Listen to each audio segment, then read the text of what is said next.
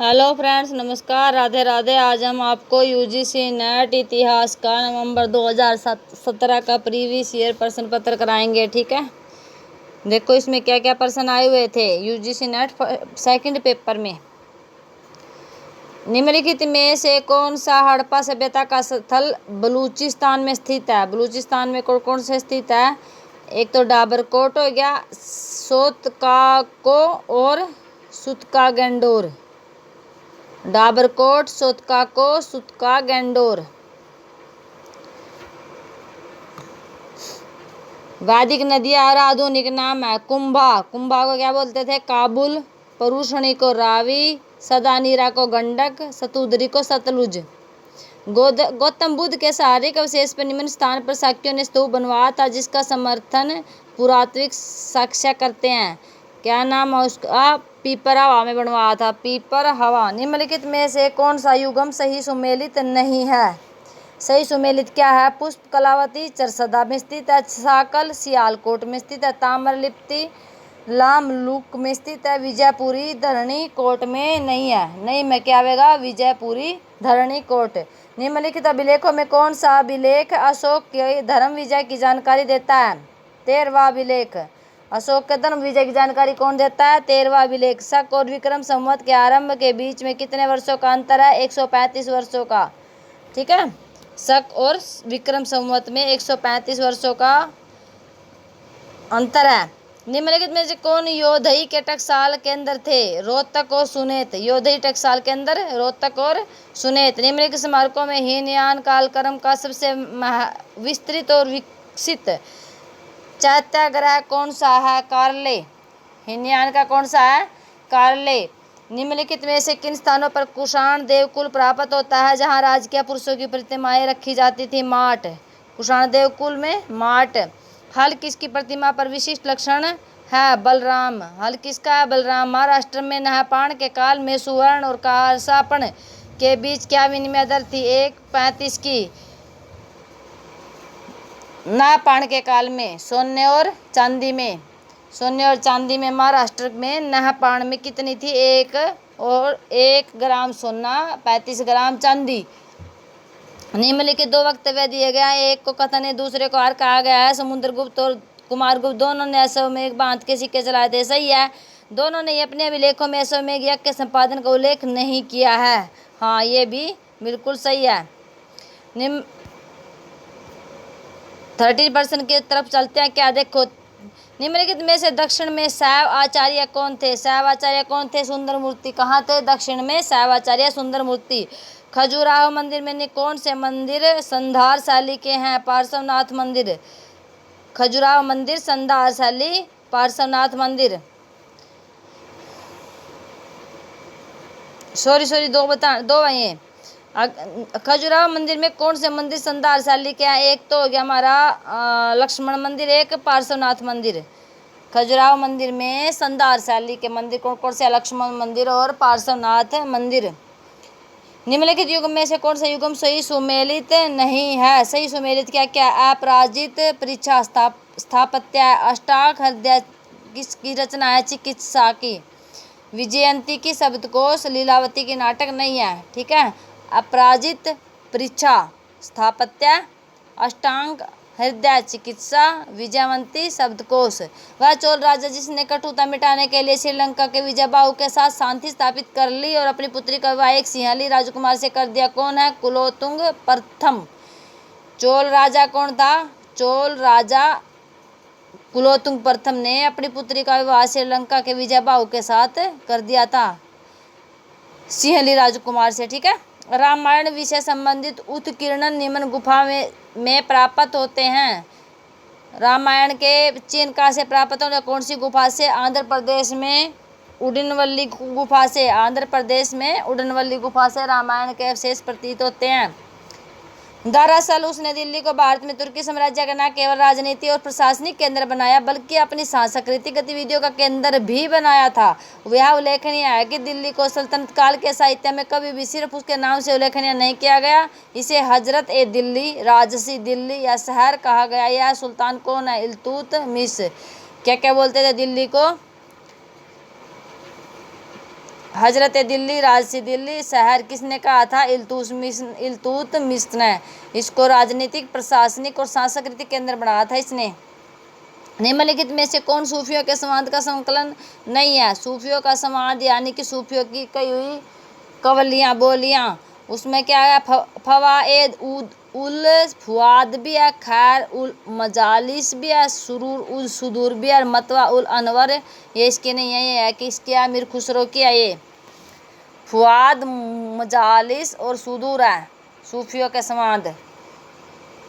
फुआद, मजालिस, सुदूर। निम्नलिखित में से कौन सा सुल्तान अलाउद्दीन खिलजी के अनाज मूल्यों के नियंत्रण की नीति का अधिनियम जवाबित नहीं है? कौन है भाई? वो शाहना की पूर्व अनुमति के बिना अनाज नहीं बेचना। ठीक है, या इसकी सिर्फ या नीति नहीं मानी थी अलाउद्दीन खिलजी ने, बाकी सारी नीति सुल्तान द्वारा अनाज के मूल्यों का निर्धारण, राजसी अनाज अनेक भंडार गृहों में भंडारण करना, सूखे के समय अनाज के सस्ते मूल्यों को बरकरार रखने के लिए बिना आरक्षित किए हुए किसी व्यक्ति को न्यूनतम अनाज भी खरीदने की इजाज़त नहीं होनी चाहिए थी। लेकिन इसमें नहीं क्या जवाबदीद नहीं है, मतलब नियंत्रण में नहीं थी। शाहना की पूर्व अनुमति के बिना अनाज नहीं बेचना। निम्नलिखित में से किस पुस्तकालय में भारी वजन को उठाने के लिए चरखी का प्रयोग या कैप्स्टन पहली बार मिलता है? भारी वजन को पुस्तकों में भारी वजन को उठाने के लिए कहाँ मिलता है? एक तो अफीक की तारीख है फिरोज शाही में, और सीरत की फिरोज शाही। अफीक और सीरत की फिरोज शाही में, अफीक और सीरत की फिरोज शाही, ये शब्द और ये अर्थ हैं। सरखेल, सरखेल का मतलब क्या? कनिष्ठ सैन्य अधिकारी। सबनवीस, सबनवीस क्या? रात्रि लेखक। सिपाखाना, सिपाखाना, अस्पताल, सिलादार, सशस्त्र सैनिक। ठीक है, खेल, सर खेल हुआ सैन्याधिकारी, सबनवीस रात्रि लेखक, रात में लिखने वाले, सिपाखाना, अस्पताल, सिलादार, सशस्त्र सैनिक। सुल्तान गहरी धार्मिक प्रकृति का था। वह अपने धार्मिक कर्तव्यों का निर्वाह बड़ी आसान पाबंदी से करता था। दिन में 5 बार नमाज अता करता था। रमजान में उपवास कर रखता था। उस दौरान वह मांस भी नहीं खाता था। वह सूफियों, विद्वानों, ब्राह्मण पंडितों का बड़ा आदर करता था। उन्हें भूमि दान देता था। वह राज्य के मामलों में सखुलेस इस्लाम की राय लेता था। उलेमों से उसके संबंध सामान्यतः मैत्रीपूर्ण थे। कौन था वो सुल्तान? कश्मीर के शासक को चिन्हित कीजिए। कौन था वो? जैनुल आबिदीन। मेवाड़ के शासकों को कालक्रम अनुसार व्यवस्थित कीजिए। जैनुल आबिदीन क्या करता था भाई? कई बार प्रश्न आया। 5 बार नमाज कौन पढ़ता था? जैनुल आबिदीन। मांस कौन नहीं खाता था? ब्राह्मणों को, पंडितों को, विद्वानों का आदर कौन करता था? जैनुल आबिदीन। ठीक है, इनको याद रखना। जो इस्लाम था। मेवाड़ के शासकों का कालक्रम अनुसार व्यवस्थित कीजिए। राय सबसे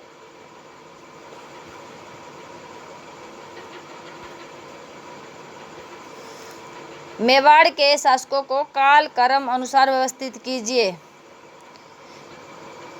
सबसे पहले कौन था? राणा कुंभा, फिर राणा उदा, फिर राणा रायमल, सबसे लास्ट में राणा सांगा। निम्नलिखित में से किस सूफी संत ने अपने रुशदनामा में श्री गोरख अलख निरंजन ओंकार का जिक्र किया है? सूफी संत कौन था जिसने निरंजन, अलख निरंजन और निराकार का जिक्र किया है? शेख अब्दुल कंदूस गंगोही। अलख निरंजन और ओंकार कंदूस गंगोही ने इसका जिक्र किया था।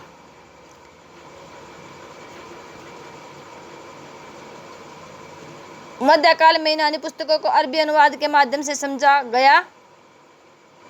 हाँ जी, टोलेमी और गैलेन खगोल विज्ञान और औषध विज्ञान के प्रमुख विशेषज्ञ बने रहे। ये बिल्कुल सही है। टॉमस रो ने लिखा है कि मुगल दरबार के मुस्लिम मौलाओं को दर्शन शास्त्र और गणित का ज्ञान था। वे महान ज्योतिष अरस्तु, यूक्लिड, अवेरोस के बारे में बता सकते थे। ये बिल्कुल सही है। दोनों एक दूसरे की व्याख्या भी करते हैं।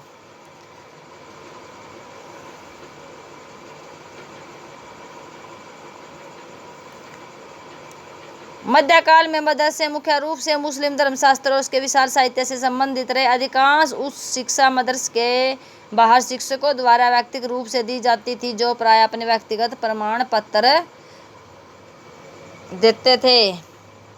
धर्मशास्त्र और शिक्षक ये अलग अलग बात होगी, लेकिन बात सही है, एक दूसरे की व्याख्या नहीं करते हैं। भारत और उज्बेकिस्तान के कौन से 2 शासक मक्का और मदीना के पवित्र क्षेत्रों की ओर जाने वाले रास्ते को विजित करने हेतु सहमत हुए? भारत और उज्बेकिस्तान के कौन से दो रास्ते मक्का और मदीना? अकबर और अब्दुल्ला खान उज्बेक।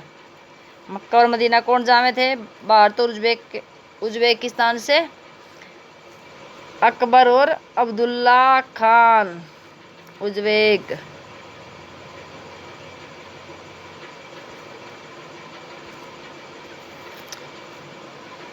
सिख धर्मशाला का वह स्थान था जहां सिख बैठते थे, अपने आप को ईश्वर की उपासना में लगाते थे। यह बिल्कुल सही है। जब ठग सज्जन ने गुरु अर्जुन के सामने समर्पण किया तो एक धर्मशाला बनवाई गई। गलत है। यह आदेश दिया गया कि हरम में निवास करने वाले के नाम का उल्लेख सार्वजनिक रूप से नहीं किया जाना चाहिए, बल्कि उनके जन्म स्थान, देश, शहर पर आधारित किसी विशेषण के आधार पर उनका नाम उल्लेख किया जाना चाहिए। उस बादशाह की पहचान कीजिए जिसने बेगमों के नाम को सार्वजनिक करने की प्रथा को समाप्त कर दिया था। अकबर। महाराष्ट्र के रामदासी पंथ के बारे में क्या सही नहीं है? सही क्या है? रामदासी पंथ पूरी तरह से ब्राह्मणों से मिलकर बना था। महाराष्ट्र का रामदासी पंथ ब्राह्मणों से मिलकर बना था। रामदासी मराठों से प्रत्यक्ष रूप से ज़्यादा जुड़े थे। रामदासी खुले तौर पर शिवाजी का समर्थन करते थे। ठीक है। गलत क्या है इसमें? रामदासी का पारंपरिक लक्षण की गैर राजनीतिक अभिव्यक्ति थी। ये गलत है। देखो क्या दिया गया है, कुछ शब्द दिए गए हैं। यादाश्त, तालिका, पट्टा, काबुलियत।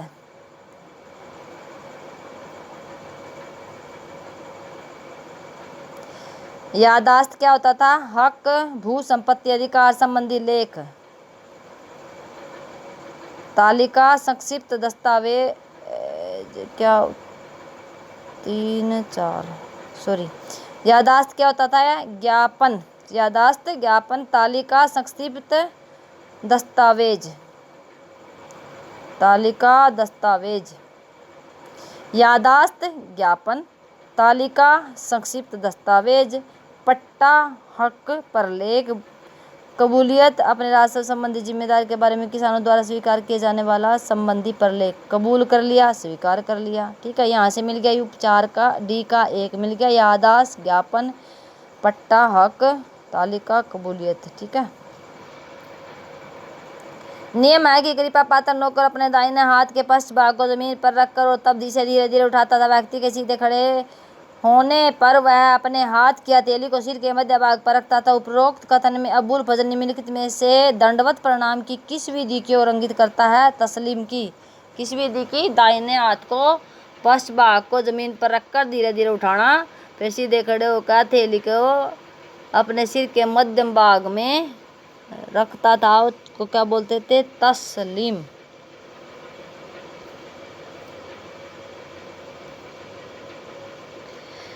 निम्नलिखित मुगल चित्रकारों में कौन से चित्रकार खुद की तस्वीर बनाने के लिए जाने जाते थे? मनोहर, दौलत और केशवदास। खुद की तस्वीर बनाते थे मनोहर, दौलत, केशवदास। निम्नलिखित घटनाओं को कालक्रम में व्यवस्थित कीजिए। सबसे पहले क्या हुआ था? डेक्कन एसोसिएशन हुआ था। उसके बाद क्या हुआ था? East India association.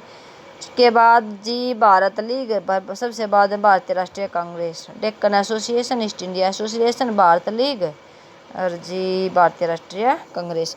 हिंदू और मुस्लिम दोनों सदस्यों वाले the United Indian patriot association को 1888 में किसने स्थापित किया था? सर सैयद अहमद ने पैट्रियोट एसोसिएशन को।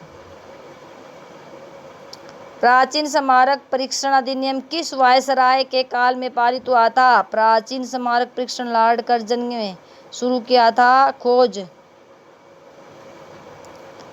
हड़प्पा की खोज से पहले जो शुरू में खोज हुई थी। ठीक है।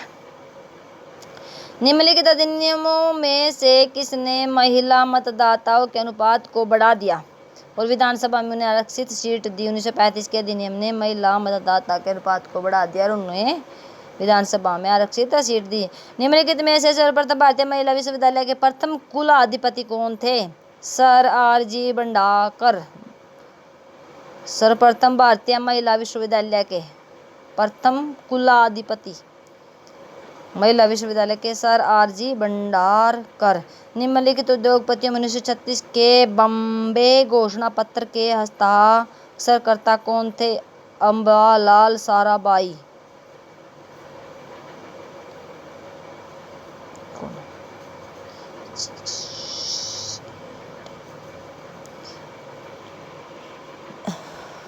गलत है भाई। निम्नलिखित उद्योगपतियों में 1936 के बॉम्बे घोषणा पत्र के हस्ताक्षरकर्ता कौन थे? एक तो थे पुरुषोत्तम दास ठाकुर, एक थे वालचंद हीराचंद। 1936 में बॉम्बे घोषणा पत्र में पुरुषोत्तम दास ठाकुर, वालचंद हीराचंद। असहयोग आंदोलन के दौरान आंध्र प्रदेश के गुंटूर जिले में निम्नलिखित में से कौन सा सशक्त आदिवासी आंदोलन आरंभ हुआ? चूंचू आंदोलन। असहयोग आंदोलन के दौरान आंध्र प्रदेश में कौन सा था? चू आंदोलन, यानी कि चिपको आंदोलन।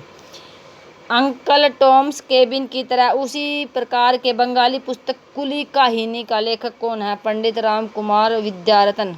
अंकल टॉमस केबिन की तरह बंगाली पुस्तक कुली काहिनी का लेखक कौन है? पंडित राम कुमार विद्यारतन।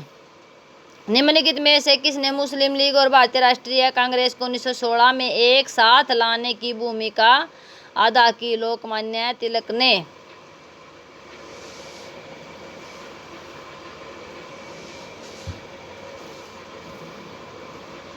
(44) क्वेश्चन हमारा। इंडियन एसोसिएशन महाजन सभा, द बॉम्बे एसोसिएशन पूना सार्वजनिक सभा। ठीक है, ये इंडियन एसोसिएशन कद बना था भाई? बना था 1876 में। महाजन सभा बनी थी 1884 में। द बॉम्बे एसोसिएशन बना था 52 में। पूना सार्वजनिक सभा बनी थी 67 में। सबसे पहले क्या बना था? The Bombay association 1852। उसके बाद 67 में बना है पूना सार्वजनिक सभा। बॉम्बे एसोसिएशन के बाद बॉम्बे एसोसिएशन बना, उसके बाद पूना सार्वजनिक सभा, और उसके बाद इंडियन एसोसिएशन। सबसे लास्ट में बना था महाजन सभा।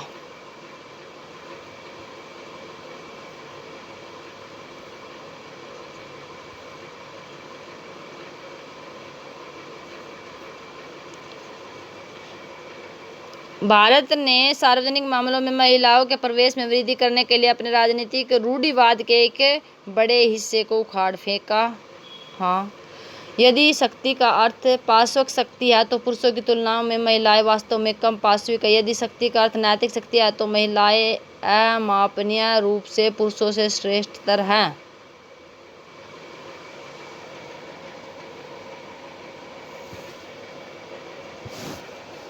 दोनों सही है, ठीक है, व्याख्या नहीं है। अगर 1880 के आरंभ में स्टेट्यूटरी सिविल सर्विस के बारे में क्या सही नहीं था?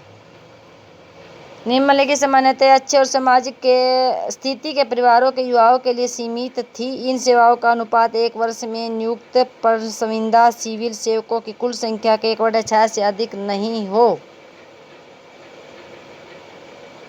इस सेवा के लिए नियुक्तियां मनोनयन द्वारा होती थी।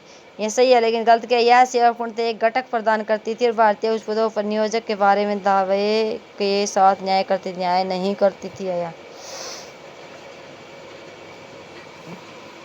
निम्नलिखित में से कौन सा जवाहरलाल नेहरू द्वारा स्थापित गुट निरपेक्षता का उद्देश्य नहीं था?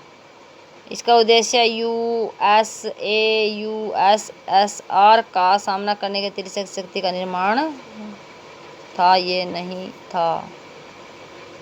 याचकार मार्क ब्लॉक, W.H. वास, हर्बर्ट बटरफील्ड। कौन सी पुस्तक लिखी थी? याचकार ने क्या लिखी थी? White history.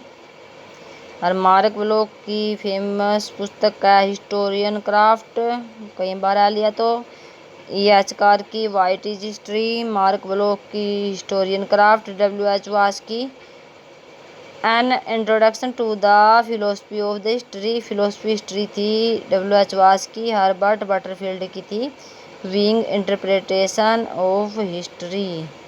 निम्नलिखित में से किस वर्ष वारसा समझौता के देशी और नाटो के बीच यह घोषित करते हुए वह अब शत्रु नहीं रहे, शीत युद्ध की समाप्ति को प्रकट करती संधि की? 1990 में। G.P. Gooch, Edward Gibbon, Oswald Spengler, Collingwood. G.P. Gooch history of the historian of the 19th century लिखी थी G.P. गुच ने। एडवर्ड गिबन ने लिखी थी decline and the fall of the Roman empire, Edward गिवन लिखी थी रोमन एम्पायर। ओसवाल्ड स्पेंगलर ने लिखी थी the decline of the west. R G. Collingwood ने क्या लिखा था, history and historians of the idea of history. R G. Collingwood क्या, idea of history. Thank you watching this video. आज मैंने आपको 50% करवा दिए हैं नवंबर 2017 के। All the best.